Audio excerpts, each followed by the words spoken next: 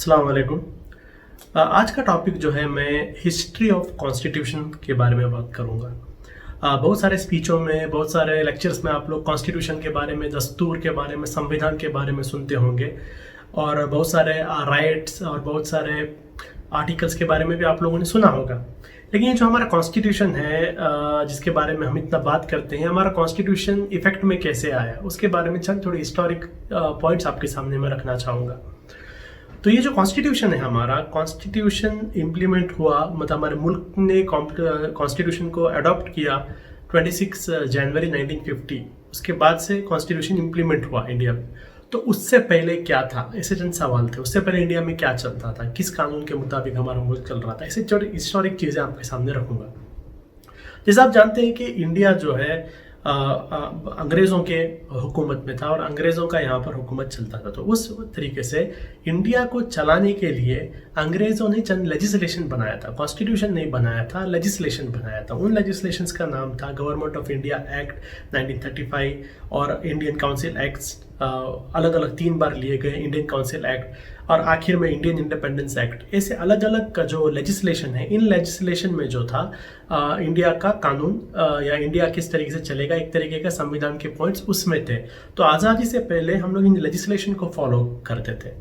अब 1947 में जब हम आज़ाद हुए और उसके बाद में 1940 में, जैसा मैंने आपको कहा, हमारा संविधान इम्प्लीमेंट किया गया। इसके दरमियान, इसके बीच में जो है इंडियन इंडिपेंडेंस एक्ट और गवर्नमेंट ऑफ इंडिया एक्ट, ये 2 एक्ट को जो है के कवानीन और कानून इम्प्लीमेंट किए जाते थे जब तक हमारा खुद का एक कॉन्स्टिट्यूशन इम्प्लीमेंट ना हो। और अब जानते होंगे कि इंडिया आज़ाद हुआ 1947 में, लेकिन हम लोग कहते हैं कि हम रिपब्लिक हुए 1950 में। अब ये आज़ाद होना 1947 में और रिपब्लिक होना 1950 में फ़र्क क्या है? इंडिया आज़ाद हुआ 1947 में। जो इंडियन इंडिपेंडेंस एक्ट था, उसके मुताबिक अंग्रेज़ों ने इंडिया और Pakistan, dominion of India, dominion of Pakistan, ऐसा 2 मुल्क उन्होंने बनाया। और ये 2 मुल्क में जो है इनके खुद के कॉन्स्टिट्यूशंस नहीं थे दोनों के। तो ये लोग अभी भी ब्रिटिश जो लेजिस्लेशन है उसके मुताबिक चल रहे थे, इसलिए ये डोमिनियन कहते थे और कॉमनवेल्थ के अंडर हम लोग आया करते थे। और उसके साथ जो हमारा एक प्रेसिडेंट नहीं हुआ करते थे, तो हमारा जो है गवर्नर जनरल होते, जो अंग्रेज़ों ने अपॉइंट किए गवर्नर जनरल होते थे। यानी हम लोग कॉमनवेल्थ को रिपोर्ट करते थे, जो क्वीन के अंडर जो कॉमनवेल्थ आता था उसको। उसके बाद रिपब्लिक जो हमने बना, रिपब्लिक का मतलब ये है कि हमारे मुल्क ने ये फैसला लिया कि हमारे मालिक हम खुद होंगे, हमारे मुल्क के मालिक हमारे मुल्क की आवाम होगी। उसका मतलब रिपब्लिक है। इसलिए हम लोग 1950 को हम लोग रिपब्लिक डे मनाते हैं, क्योंकि उस दिन हमने फैसला लिया कि हम लोग किसी भी एक मोनार्की के अंडर नहीं रहेंगे, क्वीन के अंडर हम नहीं रहेंगे, बल्कि हमारा मुल्क का ओनर्स, हमारा मुल्क किसके अंडर रहेगा? पब्लिक के अंदर रहेगा, पब्लिक के पास हुकूमत रहेगी। और हम रिपब्लिक बन गए और कोई भी हमने किंग नहीं बनाया, मोनार्क नहीं बनाया, हमने एक प्रेसिडेंट बनाया, समझे? तो ये है रिपब्लिक। अब ये 1947 1950 के बीच में, जैसे मैंने पहले बताया आपको, Indian independence act, government of India act, इसके मुताबिक इंडिया को चलाया जा रहा था। लेकिन इसके बीच में जो है हमारा कॉन्स्टिट्यूशन को इम्प्लीमेंट करने का भी प्रोसेस शुरू हो गया। जैसे आप जानते हैं, कॉन्स्टिट्यूशन को समझने से पहले कॉन्स्टिट्यूशन को किस बॉडी ने अप्रूव किया वो भी समझना ज़रूरी है। जैसे आप लोग जानते हैं, हमारा पहला लोकसभा 1952 में आया। जब 1952 में पहला लोकसभा आया, तो उससे पहले कौन सी बॉडी थी जिसने कॉन्स्टिट्यूशन को अपनाया, ये भी एक सवाल है। तो वो चीज़ आपके सामने मैं रखना चाहूँगा।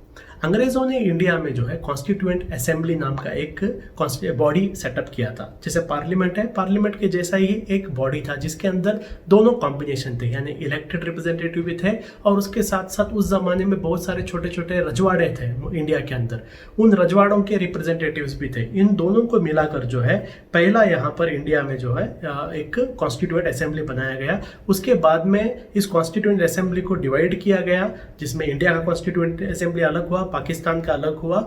तो ये कॉन्स्टिट्यूएंट असेंबली का हिस्ट्री है। अब ये कॉन्स्टिट्यूएंट असेंबली जो है, पहली बार इसका जो सेटअप हुआ अगस्त 1946 में, 1946 में इसका सेटअप हुआ। 9 दिसंबर 1946 को इसका पहला मीटिंग किया गया। और ये मीटिंग में जो थे, हम देखते हैं 13 दिसंबर में इसका जो सेशन था, उस मीटिंग में ऑब्जेक्टिव रेजोल्यूशन जवाहरलाल नेहरू ने पास किया, एक रेजोल्यूशन पास किया, ऑब्जेक्टिव रेजोल्यूशन। ये ऑब्जेक्टिव रेजोल्यूशन जो है ये पास हुआ और पास होने के बाद आज का हमारा जो कॉन्स्टिट्यूशन है, कॉन्स्टिट्यूशन का जो प्रिएम्बल आता है, जो अभी मैं आप स्क्रीन में आपको दिखा रहा हूँ यहाँ पर, ये जो प्रियम्बल है, ये we the people of India जिसकी शुरुआत होती है, ये प्रियम्बल इसी ऑब्जेक्टिव रेजोल्यूशन से बना। यानी जवाहरलाल नेहरू ने जो ऑब्जेक्टिव रेजोल्यूशन पास किया था, उस ऑब्जेक्टिव रेजोल्यूशन को आगे जाके इंडियन कॉन्स्टिट्यूशन का प्रियम्बल बनाया गया। उसके बाद हम देखते हैं इंडिया आज़ाद होने के बाद 29 अगस्त 1947 को एक कमेटी बनाया गया। उस कमेटी में डॉक्टर बाबा साहेब अम्बेडकर को चेयरमैन बनाया गया और 6 मेंबर्स को दिया गया।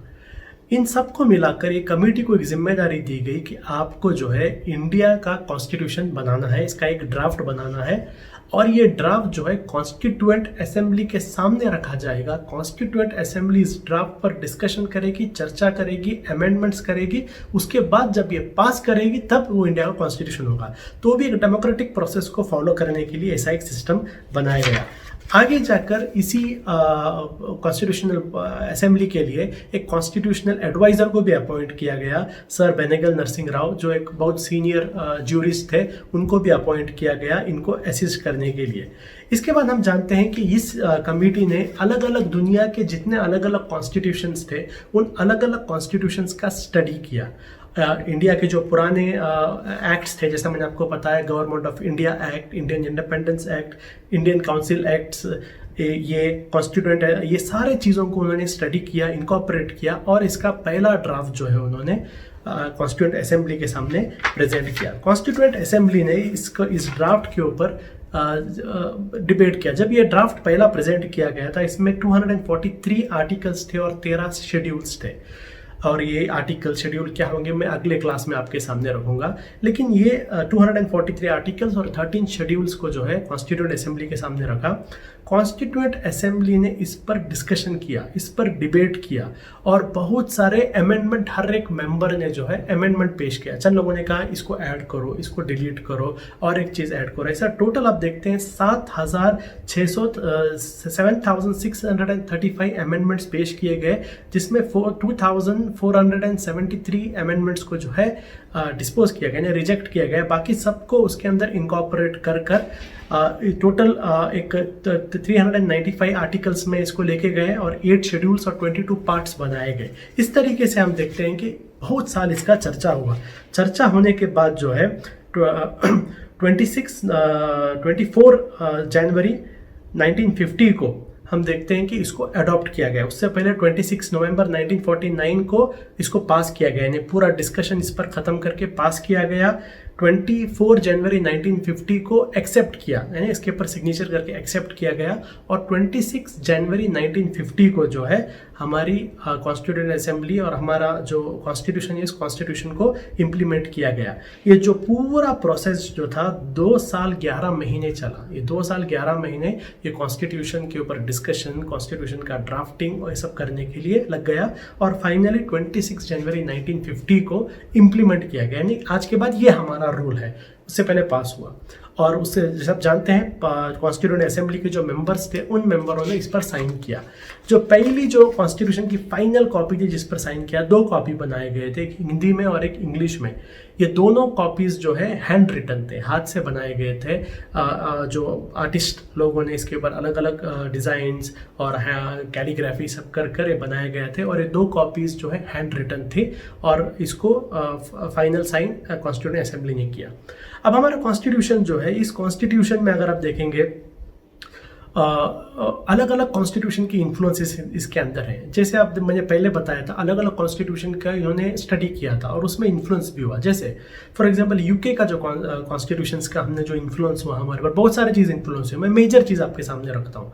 अगर आप डिटेल स्टडी करेंगे आपको बहुत पॉइंट मिलेंगे। जो मेजर पॉइंट था पार्लियामेंट्री सिस्टम। अब इंडिया का आप जानते हैं हम एक मल्टी पार्टी पार्लियामेंट्री सिस्टम है। हम अमेरिका के जैसे प्रेसिडेंशियल इलेक्शंस यहाँ पर नहीं चलते। यहाँ पर मल्टी पार्टी इलेक्शंस होकर एक प्राइम मिनिस्टर होता है। ये पार्लियामेंट्री सिस्टम जो है ये यूके का मॉडल है। इस मॉडल को हमने यूके के कॉन्स्टिट्यूशन से अडॉप्ट किया। उसके साथ सिंगल सिटीजनशिप, यानी मुल्क के अंदर एक ही तरीके का सिटीजनशिप होगा, अलग अलग टाइप के सिटीजनशिप नहीं होंगे। ये सिंगल सिटीजनशिप का कॉन्सेप्ट भी जो है इंडिया ने यूके कॉन्स्टिट्यूशन से अडॉप्ट किया। उसके तरीके से यूएस कॉन्स्टिट्यूशन को भी स्टडी किया गया।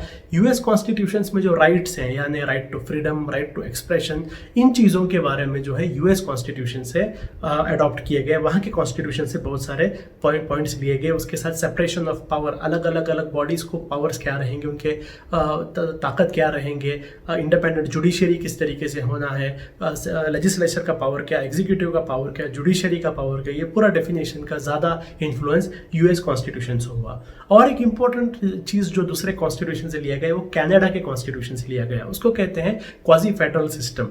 फेडरल सिस्टम का मतलब आप लोग जानते हैं, इंडिया में स्टेट्स भी बहुत इंपॉर्टेंट है, सिर्फ एक सेंट्रल गवर्नमेंट नहीं है, स्टेट भी बहुत इंपॉर्टेंट है और स्टेट्स के पास भी बहुत पावर रहते हैं, लेकिन कंप्लीट पावर नहीं रहते हैं। जैसे आप फॉर एग्जांपल अमेरिका के अंदर देखेंगे, जो सेंट्रल गवर्नमेंट है, सेंट्रल गवर्नमेंट के पास चंद इंपॉर्टेंट पोर्टफोलियोज होते हैं, जैसे डिफेंस उनके पास होगा, या कम्युनिकेशन, या फिर फॉरेन अफेयर्स, ये पूरा आप देखते हैं सेंट्रल के पास होता है। फिर स्टेट को बहुत पावर्स होते हैं अमेरिका के अंदर, वो स्टेट बहुत सारे इंटरनल सारे कवानीन स्टेट्स में वो लोग चलाते हैं। इंडिया के अंदर अगर आप देखेंगे ऐसा नहीं है, स्टेट्स को पावर है, एकदम ज़्यादा भी नहीं है और दूसरे कंट्रीज के ऐसा एकदम कम भी नहीं है, एक बैलेंस स्टेट में हम लोग कहें। सेंटर को स्ट्रांग बनाया गया इंडिया के अंदर, हमारा इंडिया में सेंटर स्ट्रांग ही है, सेंटर को स्ट्रांग बनाया गया, स्टेट का भी कंप्लीट पावर नहीं लिया गया, उनको थोड़े पावर्स दिए गए, बहुत सारे फैसले स्टेट्स में वो लोग लेजिस्लेट कर सकते हैं चीज़ें को। तो ये जो क्वाजी फेडरलिज्म है ये कनाडा से अडॉप्ट किया गया। उसी तरीके से आप जानते हैं हमारे मुल्क में प्लानिंग कमीशन नाम का एक कमीशन हुआ करता, जो मुल्क के इकोनॉमिकल डेवलपमेंट की प्लानिंग में बहुत अहम रोल प्ले किया करता था। अभी नरेंद्र मोदी गवर्नमेंट आने से पहले तक यही चल रहा था। ये प्लानिंग कमीशन जो है ये रशिया के कॉन्स्टिट्यूशन से अडॉप्ट किया गया था। तो इस तरीके से अलग अलग कॉन्स्टिट्यूशंस को स्टडी करके उनमें जो अच्छी चीज़ें वो चीज़ों को लाया गया। और इंडिया का कॉन्स्टिट्यूशन जो है ये दुनिया का सबसे लंबा चलने वाला एक सोवरेन मुल्क का कॉन्स्टिट्यूशन है। अब एक ही तरीके बहुत सारे अमेंडमेंट्स हुए हैं, 100 से ज़्यादा अमेंडमेंट्स हमारे कॉन्स्टिट्यूशन के अंदर हुए हैं, लेकिन फिर भी हमारा कॉन्स्टिट्यूशन आज भी इंटैक्ट है। मैं कॉन्स्टिट्यूशन के बारे में चंद और बातें आगे डिटेल में आपके सामने बताऊंगा, जैसे आर्टिकल क्या होता है, शेड्यूल क्या होता है, पार्ट क्या होता है, डायरेक्टिव प्रिंसिपल्स क्या होता है, वो आगे बताऊंगा। लेकिन ये आज मैंने आपके सामने वेरी बेसिक हमारा कॉन्स्टिट्यूशन कैसे बनाया गया वो पॉइंट आपके सामने मैंने रखा। उम्मीद करता हूँ इसमें चंद अहम पॉइंट्स आपको मिले होंगे। आगे क्लासेस में और डिटेल इंशाल्लाह इसके बारे में बात रहेंगे। शुक्रिया।